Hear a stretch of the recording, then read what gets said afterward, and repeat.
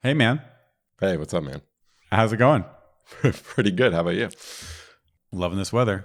I know. Yeah. It's so boring. Talk about the weather every week, but it's nice out. Gonna Hey, barbecue tonight. nice. I was gonna say, when you live in the Northeast, you gotta take the days you can get. Totally. Yep. Planning on shooting my YouTube video this afternoon on a calendar component. And my goal is to finish that so that at 5 o'clock I'm scot-free. Nice. Yeah. Very nice. Yeah. So we got a few things to talk about this week. Let's see. What did we talk about last week? We talked about The useEffect changes. Yeah. Double firing. That's for right. the off-screen APIs. Yeah, that was a really good episode. Unfortunately, our audio we had to use backup audio, but it was a good episode. And then right after, Dan Abramov had a really good tweet thread talking about the new useEvent API and how it addresses a lot of the stuff that we were talking about, actually. Maybe we can talk about that next week, but I'm going to jot that down because I'd like to reread that. Yeah, I'm not sure that. I think you still run into what we were talking about last week with the effects. I think the events make it easier for you to have stable functions. I think that's the a lot of times in React we think we're writing stable functions. We're not. We end up we're creating functions on every render. On every single render, which means if we're passing those functions into components, those components can't be memoized because they're getting a brand new function on every render. So or using those functions in the dependency array of useEffect. Exactly. Mm-hmm. So your effect is going to refiring when your effect is going to be refiring because your function is changing. When a lot of times your mental model when writing these functions is like, this is one function, it doesn't change. Mm-hmm. Kind of an example of this is like when you write handle submit and you attach it to the form, it's not really about getting the pixels of this render correct. Mm-hmm. It's more, this is a function that is related to an event that's going to fire when the user submits the form. Right. So handle submit usually takes arguments like first name and then calls some API like create user with this first name. And so the arguments are what's changing. But the function logic itself, you think of it from the developer's mental model. Wait, the arguments? Like, let's say you have handle submit and it takes in args, Yeah, it's args. That's kind of like an event, right? Like it's args would be an event, and then you like close over the current state of the render. Today. You could do that, but sometimes, like if you're using, let's say, formic, you get the args from the form as arguments to the function. I was just trying to make an example of your point, which is, as a developer, when I'm writing handle submit, let's say I get the first name as an argument to that function, then that's what lets me call submit, create user with the first name, and the first name changes because it's an argument. So you call the same function with different arguments. But really what your point is that function itself is being recreated every time React re-renders the component because it's defined during render. Mm-hmm. And so from the mental model of the developer, that usually you're not thinking about that at all. And a lot of times it doesn't matter. Yeah. So it's fine. But once you start using that in like dependency arrays or trying to memorize components, let's say, it does matter. It does matter. So I think the reason I was connecting the useEvent discussion from Dan and the RFC to what we were talking about last week is that we kind of ended last week's discussion talking about strict mode and talking about that and why the changes that happened in strict mode in React 18 were there. And they were in support of a new future potential API about rendering components off screen and being able to re-render them with the existing state. And so they double run your effects and layout effects, and people have been running into issues with that. You can see it all over Twitter and Reddit and stuff. And it has to do with this issue of like stability. So you're rerunning your effects. I don't think so. I think they're two separate things. But doesn't useEvent let you pull out a function, effectively make it stable, and then you use that in a dependency array, and therefore your effect wouldn't rerun? No, your effect will. So this is yes to the first part, Okay. no to the second part. So your effect is always going to rerun because your effect is trying to simulate Mounting. unmount, remount with the same state. Mm-hmm. So because of that, you double run the effect because there's a future world where this could happen in React, and you need to explicitly your effect cannot just say I run on mount. It should run based off state. But doesn't the use event thing help you not have to do like the ref check? Yes. Okay, so I'm missing how these pieces are all coming together. So okay, let's talk about like the double firing. The double firing, you do a ref that says, have I mounted? Have I run my mount logic? You still need that ref to get around the double firing to deal with the mount unmount. Where use event comes in is a lot of times when you're writing things like click outside to close or use resize. What you do is every render, you're passing a new function into those hooks. Yeah. Which means the effect is getting a new function that it needs to. So if, let's say we're doing an on-window resize, I have an effect that says if my on-window resize function changes, I have to tear down my effect, reset it up. Lots of wasted cycles there. So use event will let you stabilize the function so that function never changes. So you're not tearing down, resetting up. You're also not doing things like stashing these functions in refs or pushing useCallback onto people that are using your libraries. Oh, you want a stable function? You should use callback, which is it pushes a lot of work onto the developer. So events basically mark a function as this function is going to run in the future when an event takes place, such as clicking a button, submitting a form, resizing a window, getting data from a WebSocket. Like these are all, they're not to do with rendering, they're to do with future events. So does that make sense? Because I think it does. Like I remember when we talked about this last week. I mean, also just kind of for our listeners, like, you know, we use this podcast to like figure things out, and this is just kind of like an open discussion. I'm sure people who have listened before know that, but don't treat this as like authoritative. It actually helps me understand this stuff when we just kind of ramble about it. It takes a few weeks to like chew on it, you know. We're trying to simulate the water cooler conversations that people have in offices. That's why people listen to this. So yeah, exactly. So that does make sense. What was it that you said again? These are functions. So the name useEvent, which if you read RC, right. A lot of folks are like, why is it called useEvent? I thought this was going to be like setting up mouse click events or something. But the it's name a function that useEvent responds to event. It's this function that responds to event.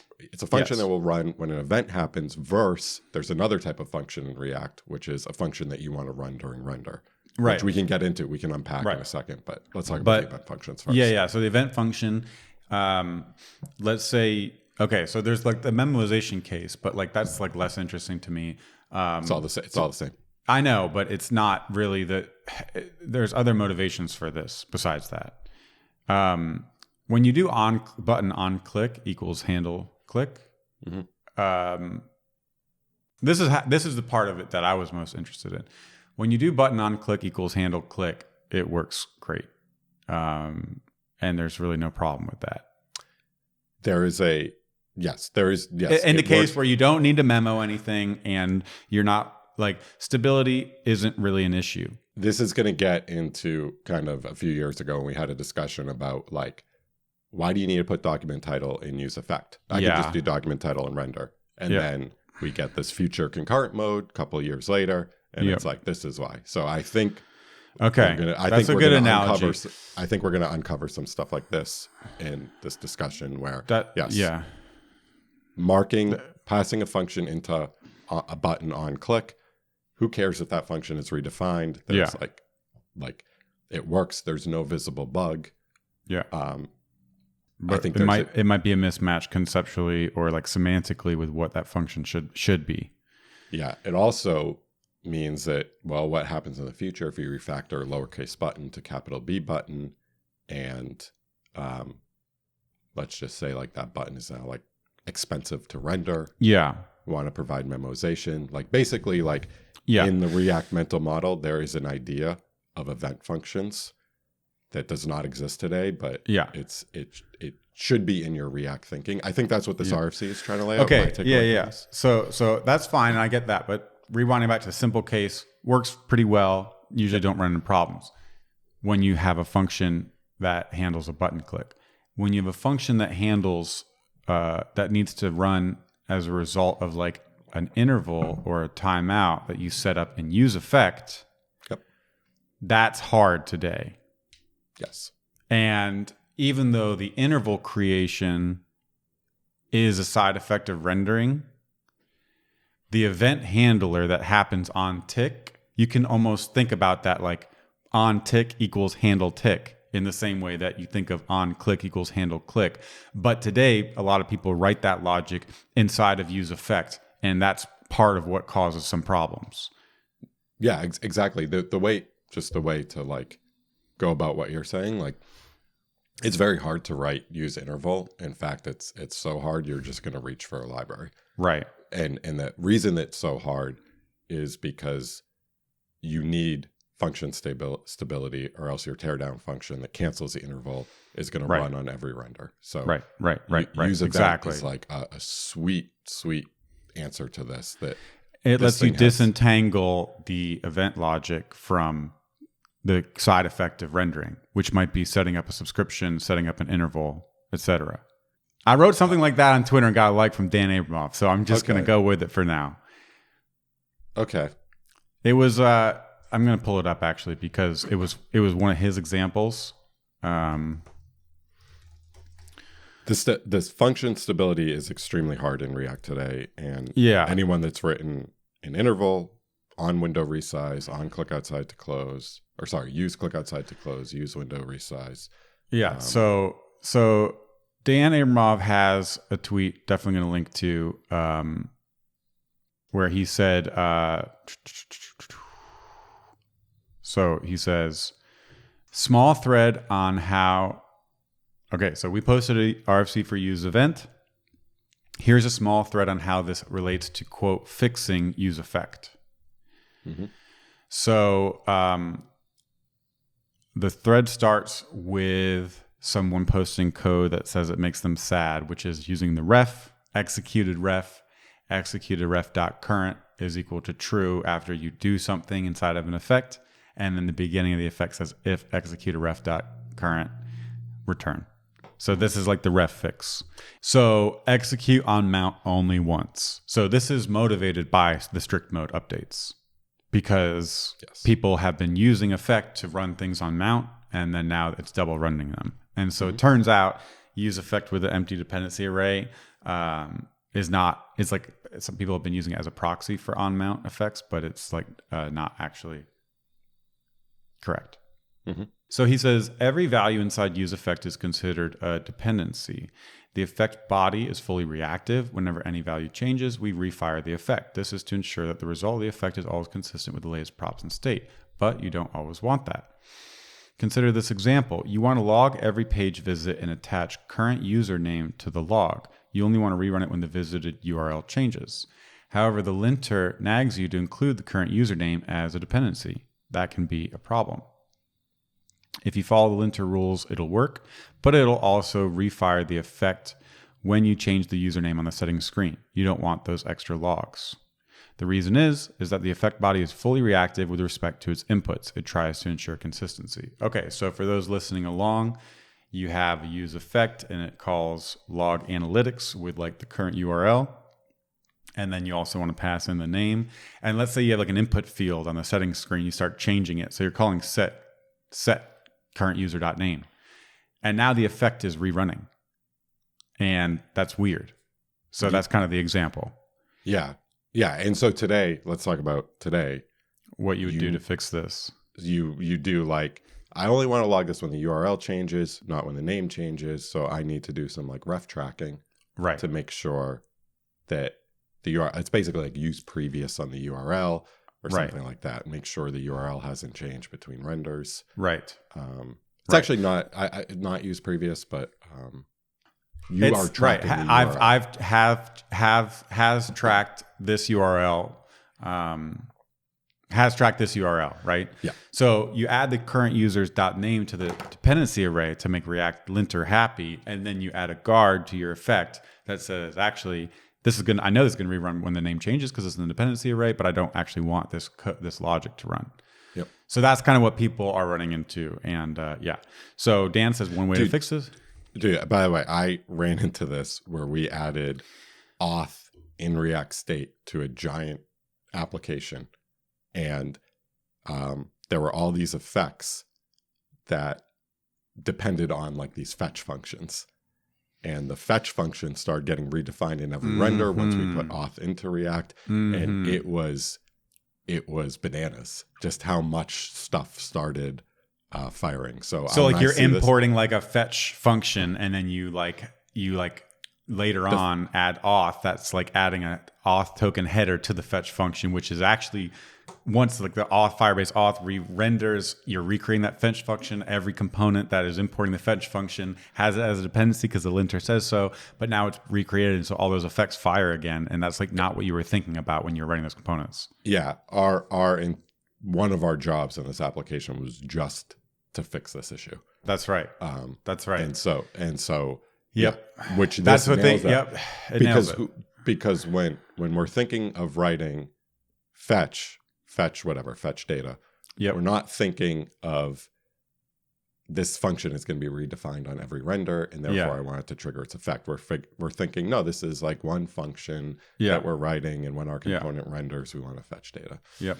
Yeah, you add a hook to the fetcher that's like use JWT token or something like that. Now it's being recreated. Everyone that uses it and has it as a dependency is rerunning it. I was the same thing with my my fitness app that I was using Firebase for. There's one caveat too here is like, there are times where you do want the function to change, to re-trigger the effect. So if you're you're writing a function that closes over a token, and that token changes, you might want to refetch the data because the data could be different based off the token. Right. Anyway, totally. Keep going with this. When I was doing the fitness, just really quick, I had the same thing with Firebase set up the auth and everything, and I pulled it out into Zustand, and that got rid of all of my effects, and it made the code way easier to understand. I think we talked about this like probably 6 months ago, and it was like all for these same reasons. So yeah. And I think what we're going to get to is like there's like a conflation of two ideas that we've been doing in our useEffects. So, okay, next tweet, Dan says, one way to fix this is to add some kind of already ran flag with a ref, like in the top level tweet. That works, but often it feels like a hack. Exactly what you said. Yep. What you really want to do is specify that the reactive part of the effect only includes the route URL, not the username. Conceptually, visited a page with URL is an event that happens at a particular point in time. Changing the route refires the event, but changing the username does not. We keep the reactive code in the effect. We extract the non-reactive code into the event with useEvent. So, it's basically what you said. You basically don't even have on visit. So, imagine like in your head, if you're listening, we're going to put this tweet thread on the notes too. So if you're on a computer, you can pull it up and read through with us.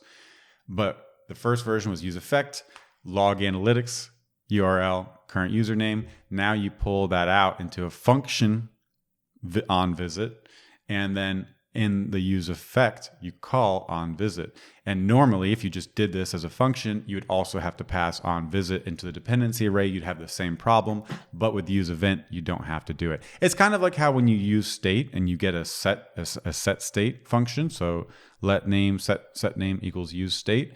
You can call set name inside of a useEffect, and you never have to put set name into the dependency array. Yeah, because React knows that function set name came from useState, and it knows that useState is stable, and so it doesn't need to rerun this inner code. Exactly.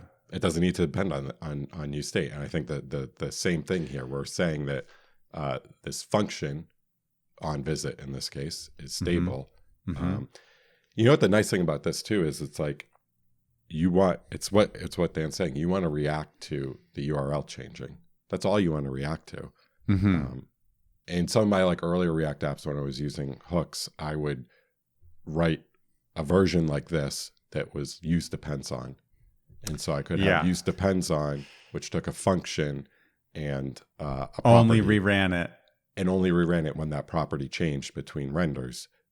And the reason I didn't use just write that as an effect was because I had functions in there. Going back to like that data fetching example we were using,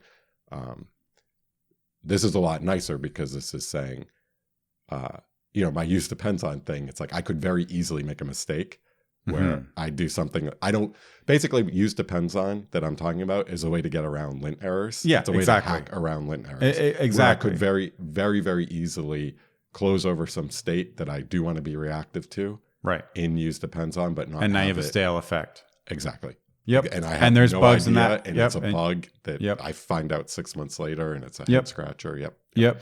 And that's exactly why useEffect works the way it does. No, it's really interesting when you and I started React a couple of years ago, and we're like getting deep dives into hooks and stuff. We were learning about useEffect and trying to understand it. And the mental model was like, you put things in there, you want to make sure it reruns. Then you get the linter stuff working, and you realize like you actually want to treat this as almost like something you do not control. Like this basically should be auto-generated. And so then you have to start putting up guards for things that change. But it kind of changes useEffect the way you use it. Like your developer mental model of it, you start not thinking about those at all. It's almost like you just rerun it on every render and it should work regardless. But it's convenient that it only runs when the dependencies change sometimes, but then you get into problems other times. So I think this might bring it back. If you can pull out the event from the effect, then we might be much more intentional about the dependency arrays. There's still going to be something that could effectively be compile time driven, and we'll just put in whatever the linter tells us to, but you'll be able to talk about it a lot more. If you open up one of my apps and you look at the dependency array from useEffect, if you open up one of my useEffects in like one of my side projects, and you look at the dependency array, it's meaningless. There's things in there that are related to the effect running over and over again if I switch the date or the month or something. And then there's things in there that are just there because they have to be. So I couldn't really talk to you about it in a way that is related to the domain of the application. Whereas this, you can, because you can look and say, onVisit should run every time the URL changes. Yeah. And not when the username changes. Yeah, exactly. Yep. Yeah. More intentional. More clarity. More intentional about when you want to be reactive. Yep. Really cool. Okay, so we keep the reactive code in the effect. We extract the non-reactive code into the event with useEvent. And that's what he does. Events don't need to be in dependencies. Conceptually, they're outputs rather than inputs. The linter won't complain about omitting them because, to use a more technical language, they have a stable identity. Even if you include onVisit in dependency list, it won't refire. Importantly... that's interesting. So even if you include it as a dependency... it won't refire. Makes sense. It never changes. Because it's stable. It never changes. So the event you could do the same thing with set state. Yeah. Importantly, event functions always see the latest props and state at the time they are called. This is how onVisit can just grab the latest username and add it to the log. So that's interesting. It's like you kind of think about the function called onVisit doesn't change, but the code inside, it's running at the time the event is executed. And therefore, it can just grab, it can reference state in React state, and it's going to see what was there at that time, not what happened when the function was created, which is how normal functions work, right? Well, a good way to map this is a class function that references this. So if you had class user and you had a function called full name, and it did this dot first name plus this dot last name. Right. Every time that function full name is always going to be the same. It has the same identity from the lifecycle of your application, but its return value is going to change based off when you call it. So when the first name is Sam, it'll return a full name with Sam. So it's basically saying there's so if you do function handle submit, no arguments, and then you say create user with name, and name is referencing state in the outer body, that's a closure. It's closing over it. If that state changes, it wouldn't see the new version, which is why it's recreated on render, right? So that's how you get stale state bugs, and that's why by default functions are recreated every render. They're closing over the variables. Here, are there actually any closures? Is this? I don't think this is actually closing over anything. Wait. It is. So when it says current user.name and it's accessing current user from, what it's doing is it's just kind of like to peel back the layers to see how the sausage is made. They're doing like the ref stash thing. So what they're doing, useEvent takes a function. Yep. And useEvent returns a function that is going to call some ref. It's going to call. Yeah. It's going to call current dot. Just kind of. It's going to call current. Like how refs give you a current. Yeah. On every single render, you're updating that ref to be this new onVisit body. Okay. So the ref is stable. Okay. But the function is being redefined on every single render. Okay. But the function isn't executed until you actually call it. Correct. When you actually run the render function here, when you run these lines, const onVisit equals useEvent, and you pass in the function body is not actually running. So no closures are created when you render the component and create this function. No. Correct? The closure is created. It's not executed. So it's what you're thinking about this correctly. So the closure is created. This middle function here this anonymous function that starts with visit URL. Yeah. It's closing over current user, but it's stashed. Closing over. It's stashed in a ref, and on every render, you just restash that function. Got into you. A ref. Okay, so now I'm talking about like. By the way, when I'm explaining this, I'm saying like this is like your mental model of how you think through React. Yeah. I think there will be like things internally in React, so maybe there's not like an explicit ref. Who knows how the implementation is, but the way you should think of it is like, let's say the username changes on every single render. You're just restashing a new function into a ref with a new username. Okay. And then when you pass onVisit around, that onVisit itself didn't change. Yep. That makes sense. But so if you had a let X in module scope and you referenced it in the body, and then before you click the handler or whatever, change the URL, you were to do X + 1. Yep. It would see the old version of X. No, it will see the new version of X. Well, then it's not. But that wasn't part of something that doesn't trigger a React re-render. Oh, yes. See what I'm saying? So it does close over at the time that render occurs. Yeah, of course. Of course. Okay. But like this is the refresh. same way. It can refresh those reference variables on a new render without changing the identity of the function. Right. So there's still closures involved, but you're not going to see like a stale state thing. Yeah. Okay. You actually could see a stale state thing. You could. Wait. So let me present you that case. So let's say you use an event and you do await send data to service. Yep. And then await send data to other service. Yep. And then console.log first name. Yep. Okay. Yep. Those first name could have changed between those two awaits. You are closed over a stale first name. So your console log could be a first name of 55 renders ago. They talk about this in the RFC and they say really what you want to do here is after you get to your the end where you want to like console.log the first name, you basically create like a new event called like onComplete. And then you just reference onComplete because onComplete will be updated. Exactly. Okay, and it will be stable. And it will be stable. Yeah. So it can be used. It can be used in like a library. It's an event. It's like an event that is actually bingo. It's an event that responding to the event of like the data fetch being finished. I was thinking about this and I was like, is there some heuristic in our apps that we can use? Because we don't really write functions during render, which we can talk about, but we don't, it's hard. Like we don't write functions that are, sorry, let me back up there. We don't write functions that are used during render. Yeah. So oftentimes we'll see functions that like, you have like, you're rendering some. Unless you use an effect and you define some, we have, sorry, go ahead. But it's not used during render. So there's let's say I'm writing a page that loops over a list of users and it prints a row for each user.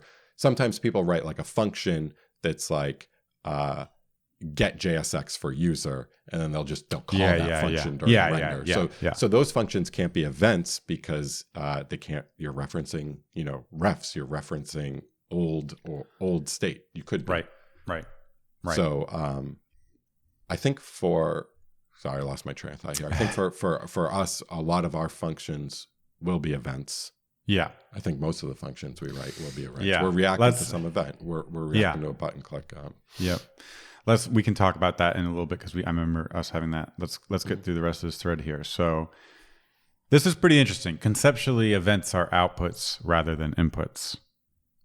I think that's like a light bulb moment.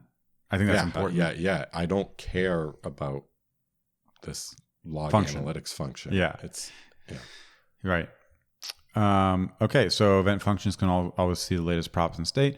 You might wonder how this is different from just suppressing the linter. Suppressing the linter is wrong and causes bugs. Here's an example to illustrate this. This example tries to save a draft every second.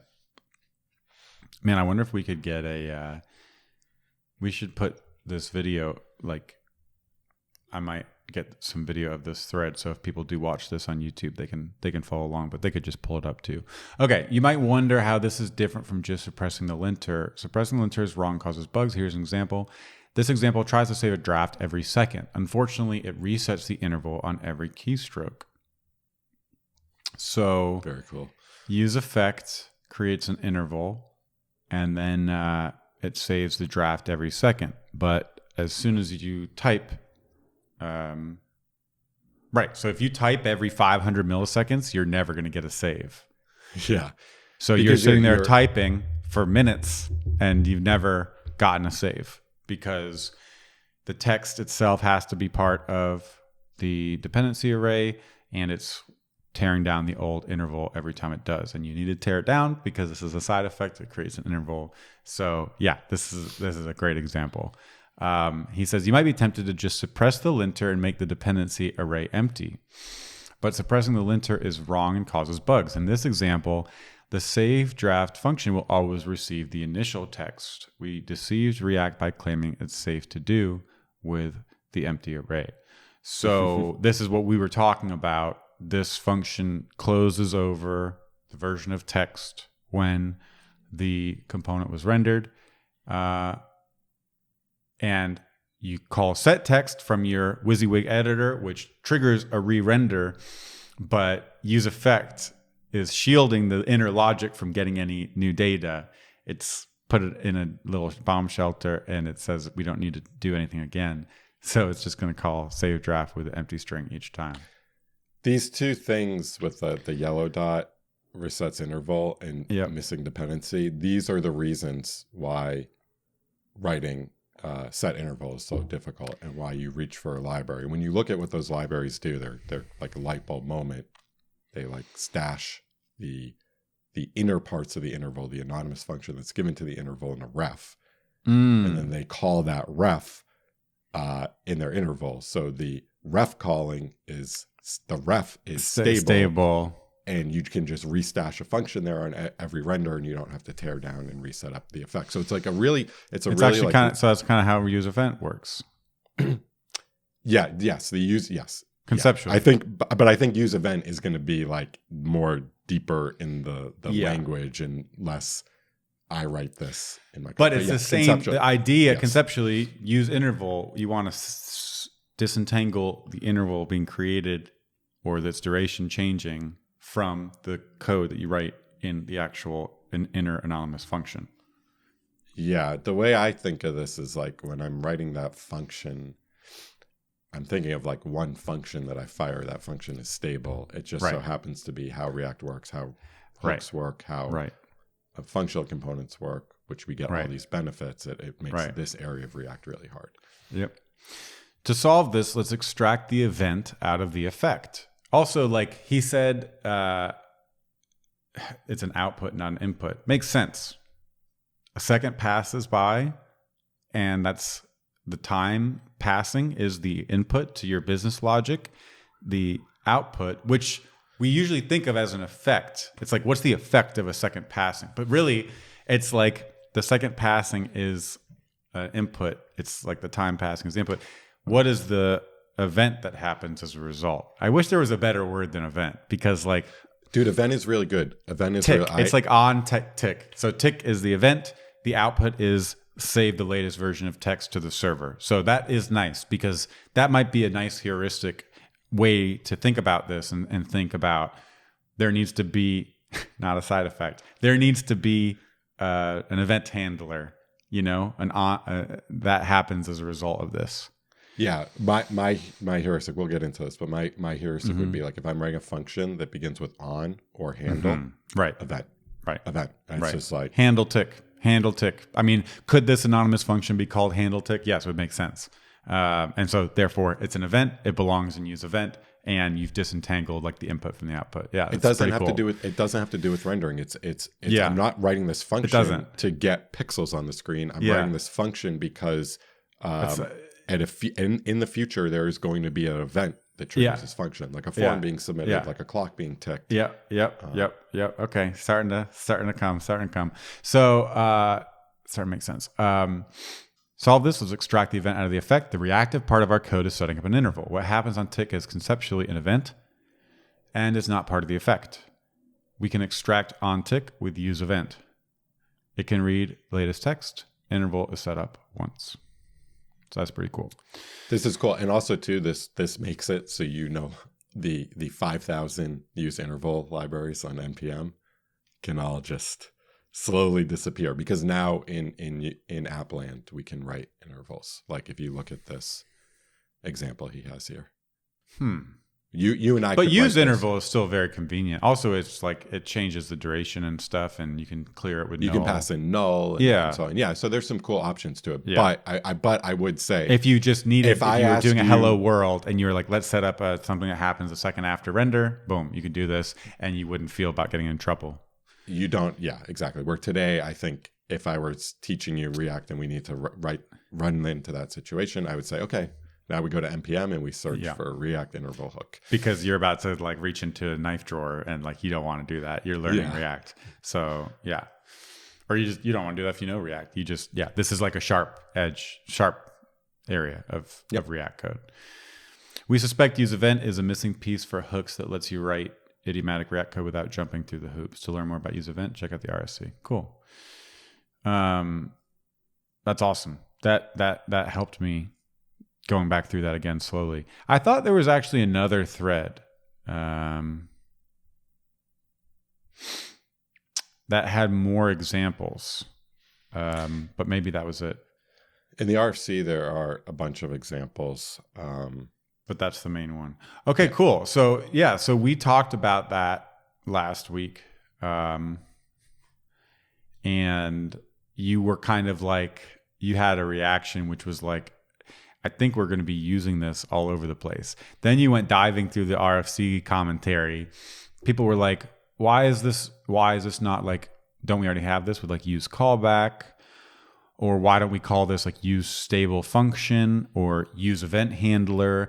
And Dan said something like, well, people are going to be using this a lot, so we want it to feel like it's appropriate to be calling use event a lot in the same way you can call use state a lot, and it feels good. Whereas if you call use callback, it doesn't feel good and it doesn't look good, which is kind of the point because you shouldn't be using that a lot.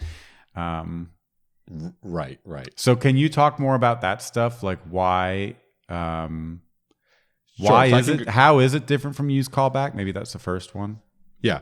Let me just give you like kind of my initial reaction and like my whirlwind over the last week. So my first thing was like, this is awesome as someone that I've written a library that has a bunch of different interval functions, and they are hard to think through. Stabilizing a function that's passed to an effect is really hard to think through. I don't run into like the memoization stuff because I don't really write memoization components, but my reaction was like, this is awesome that like we get stable functions in React.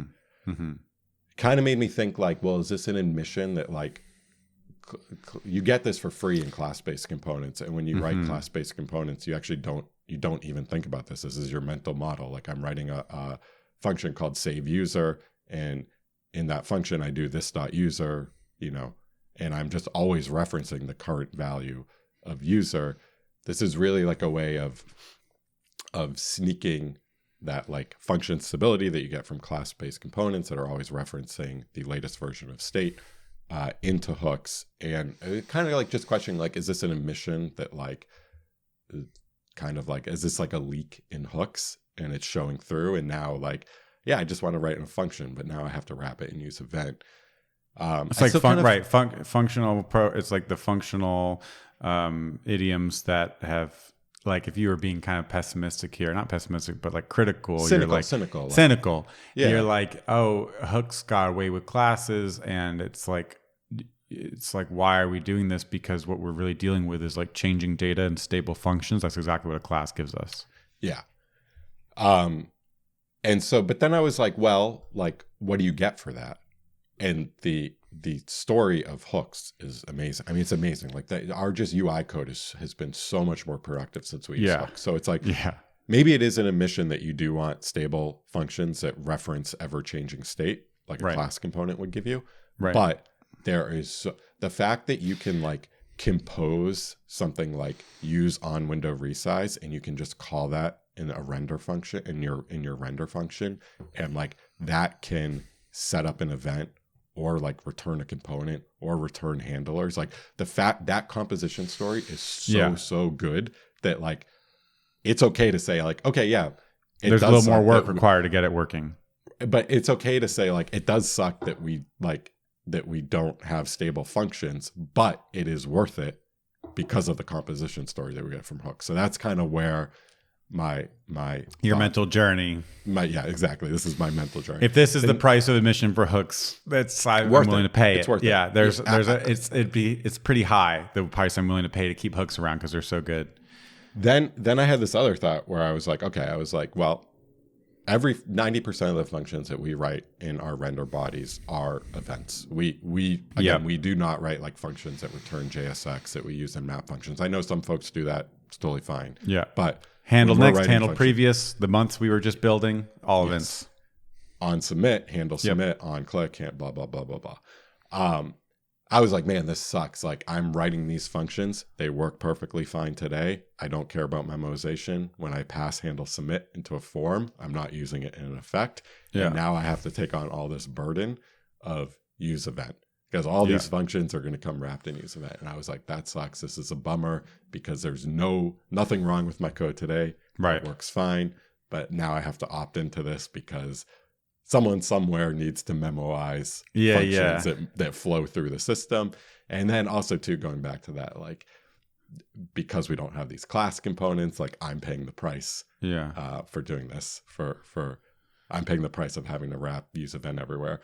But okay, go ahead. Well, I was just going to say, like, I was thinking about this a bit more and I was like, well, I don't feel that way with use state. I mean, it's kind of ridiculous that if I want to do like let x equals 1, the React code for that is like, I have to write use state. Array x. Yeah. And I don't complain about it. It's actually pretty cool because it's like fits in my React mental model of how things flow through the system and when you call the setter and how that changes state and how that triggers re-renders. So I think the same thing I think I will have the same feeling for useEvent. Like it's fine. If it doesn't bother me to write use state when I'm declaring variables, it should not bother me to write useEvent when I'm declaring functions. So that's kind of where you're at right now.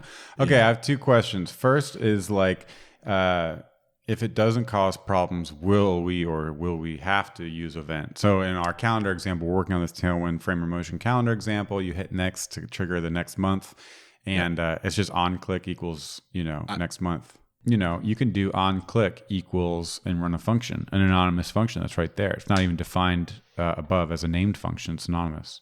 Yep. So, and if that doesn't cause bugs, will we need to put it inside of a use event?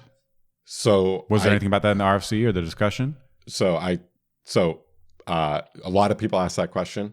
I think I think our personal answer is we're going to do what the docs do. Yeah. So if the docs say, welcome to React, here we're going to write a button that responds to a click and it uses useEvent, we're going to be using useEvent. Totally. I think long term, if I had to make a bet right now with just so little information, I would say long term, in like 2 years, we will be doing that. Every single on click will be wrapped in a useEvent.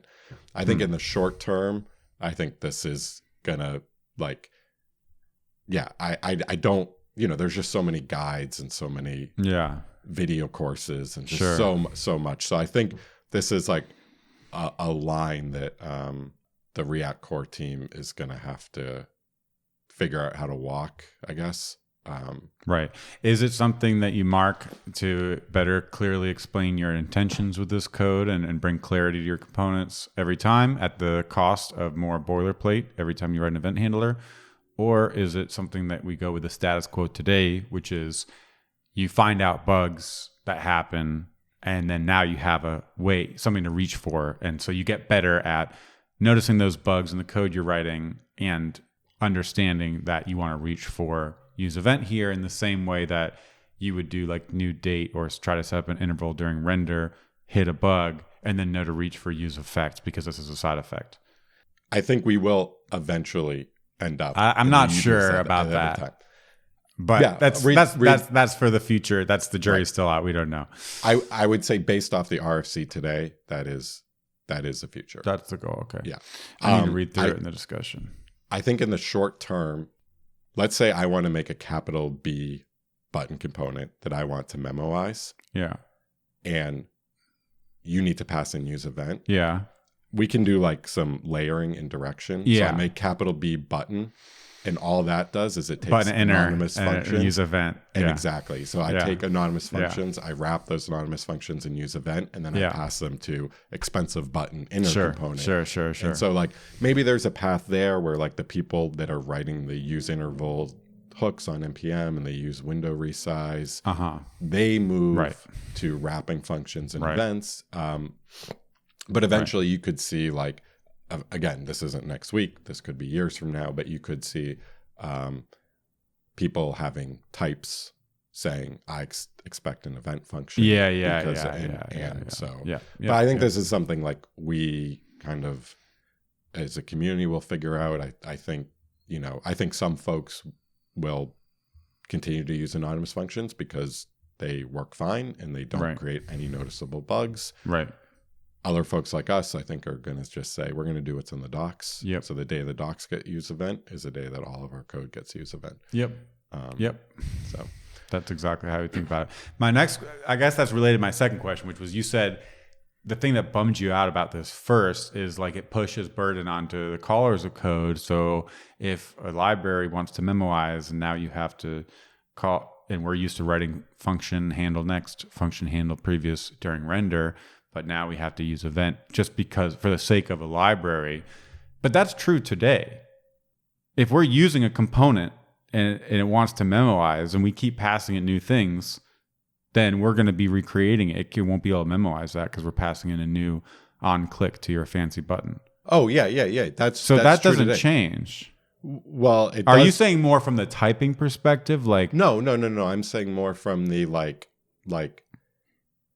given a world where libraries are going to expect stable functions, we need to be writing stable functions if they're used as events. But why would they expect a stable function in order to memoize? But today, if they memoize for a good reason, it's the same issue. It's the same you world. don't know how the internal functioning of that library works. So like they might want to use it in an effect. They might want to memorize. Are you just saying like the fact that useEvent exists means there's going to be maybe potentially a proliferation of libraries that base their implementation off of getting stable functions, whereas today's that's not true?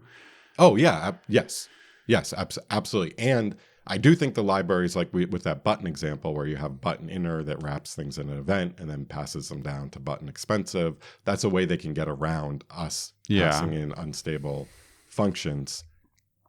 That will work today. Sorry, that will work when this thing first comes out in the initial release. I guess I don't really know how much of it will affect the implementation of libraries, because if you have a library that's expensive today, it's gonna keep that caching logic or like stability checks inside, or it's going to say as part of using ref 3D renderer, you need to use callback in order to pass in a stable function. But unless the library explicitly says that, if it's just a material button, I don't think you're going to have to use event to use material button. Do you? Again, this kind of maybe depends on how the things shake out. And if everyone is using event, then you have to. again, my prediction today, based off the RFC, based off what I've seen on Twitter, is that we will use, if we have a function that begins with handle, it will be useEvent. And I think I had a reaction where like, oh man, this sucks. But now I'm like, no, that's fine. Because I don't have a reaction when I have to use state. I know. I get what you're saying. And that could, if that happens, I guess these things change. But I just want to be clear, because if you're hearing this for the first time, it might feel like a big change. You are talking like we're talking about whatever 2 years. This doesn't change React at all. This is an additive API that does not change the behavior of any React application at all. Yeah. So everything will continue to work. I look at it like that. Okay. Yeah. Thank you for saying that. I should be very clear that like I'm not saying this as an authoritative source of you will write every function as an event. I'm saying and you have to do that, and so all your old code that doesn't use that is going to change its behavior at all. It won't change its behavior at all. You can keep it the same. Yeah. My prediction here is that the docs will update, so everything that begins with handle or on will use event. Again, prediction. Yeah. And that means your and I code that we write, we can start assuming, once you get to a world where you can assume event handlers are these first class events, they might have some new behavior or whatever. No, not even that. No, I'm just saying that because the docs use event, that means that all of our code will use event because you, Sam and Ryan follow. But if we were we're kind of going off here, but we'll wrap this up soon. I was at React Miami and Sean Swix was like, you guys podcast, it's like Sam and Ryan just talking about like bull crap for like an hour. No one knows what you're talking about. Some people listen to it, they like it. It's like, it was so funny. Anyways, to wrap this up, because this is where we're just going down. If I agree with what you're saying. If the docs say it, we'll be doing it in our app code. Now, if we were writing a library, that's another interesting question. Do we say you need to pass in an event because?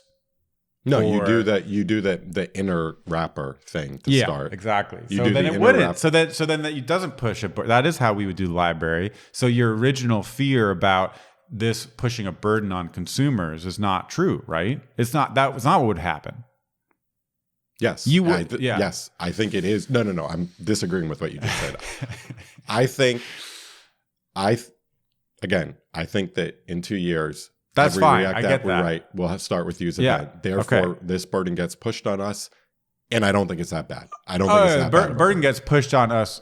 The boilerplate gets pushed on us because React is telling us this is the good thing to do. That's different from React adding an API, which like could or could not be used. Okay, so maybe I was just misunderstanding. I thought you were saying because events are added, the way libraries are implemented is going to push a burden onto the consumers. No. Okay, I think I was misunderstanding. Because libraries can always do the wrapping layer. Yep. Okay. By the way, this was a question I had, which was as a library developer, do I have to explicitly say my thing only takes events? Right. Or do I have to deal with a world where I could take events and I could take functions? And Dan's answer to me was, you can set up that wrapping thing. Yeah. Okay, cool. No. My complaint here, which is not really a complaint because I think it will be totally fine, but my complaint is that boilerplate. We have Your more reaction. boilerplate. Yeah. My reaction is we have more boilerplate. But hey, we have boilerplate around variables with state, and that doesn't bother me. In fact, I think it's pretty awesome. I do too. So I think the fact that we're marking functions as events will be nice. By the way, you asked one thing, what's the difference between this and useCallback? Yeah. Remember, this function doesn't ever change. Like the thing that useEvent returns is a stable function that will always point to the latest version of the variable. useCallback takes an array of dependencies, but it will return a new function every time those dependencies change. Yeah. So that way you can get a function that's like safe to use and render, because a future render can't change one of those variables and then update function returned by useCallback. So if you were going to do something like you wanted to use callback is not about stability, it's about optimization. So it's, I don't want to redefine this function every single time. If you want to use a function during render, but you didn't want to redefine that function every single render frame, you could use callback. So does that make sense? Yeah, I think so. I haven't used callback a lot. I tend to keep it that way. I think this is like, a lot of times I see people use callback or ask questions about use callback. It's for function stability. Yeah. It's not for an optimization of not redefining a function. I mean, I think there are some cases where you would do that, but I think a lot of folks that are using use callback will use event, and it'll be it'll map. It'll map to what they're trying to do. I think use callback, memorize version, This is useful, reference equality, prevent unnecessary renders. Yeah, so prevent unnecessary renders. Cool. Use callback is about optimization, not about stability. Even though it uses stability to achieve optimization, performance optimization. So that's what your point is. People are using it for stability. Callback for stability in order to achieve correct business logic, not rerunning an effect. But that's really like an implementation detail of use callback. The intention of use callback is to have better performance. It just happens to do it via referential equality. Name needs improvement. Last thing I want to say, Dan links to this in a tweet to a comment he wrote in the RFC.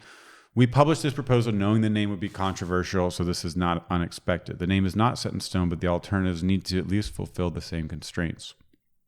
We do want to be clear we're introducing a new concept that in the longer term will have more things attached to it, not just a nicer use callback. So it has to be distinct. Extracting X from effects, it needs to work as well as X. Extracting events from effects. So, right. I really use business logic. Use consulting. Then the question is about which distinct term to use. The nice thing I like about event is it's opinionated enough that it forces you to pause when something doesn't look eventy.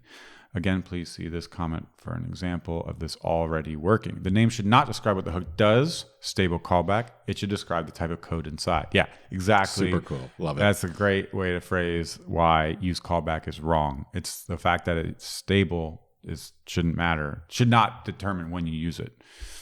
And the term we're using is event function, similar to async function, so the word reflects that. Use event is shortcut instead of saying use event function.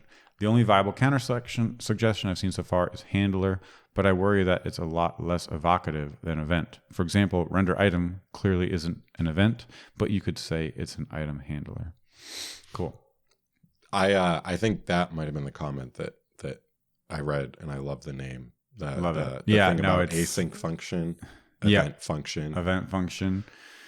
Fetching should be reactive. Okay, cool. I'm going to have to read through this entire discussion for sure, because this is one of those things that I'm starting to get nerdy about. It's like the technical juicy stuff that no one should be thinking about for the next 2 years, but it's just fun to follow along with. I think writing like use window resize, and then writing use interval, and then writing a button that wants to be memoized, and you can really see. You can write that with React today, and you can see how hard it is to think through. You'll start writing it, like, oh yeah, I got to think through this case, and then you can come back, read this RFC, and it'll be like, oh wow, this is awesome. That's cool. So that was, I mean, at least that's what all I could think about when I read this. That's awesome, man. Very cool. Very cool. All right. Well, we're going to link to this thread, and hopefully you enjoyed that live action read along. Got a few things out of it. I know I always understand this stuff better once I read it a few times, take some time to chew over it. Podcast is a good place to do that. So if you're just joining us, my name's Sam. I'm Ryan. And we like to talk about front-end stuff, usually React, Tailwind, other things like that. Thanks for listening. And check out the show notes for everything we talked about today. Otherwise, we'll see you next week. See ya. Bye.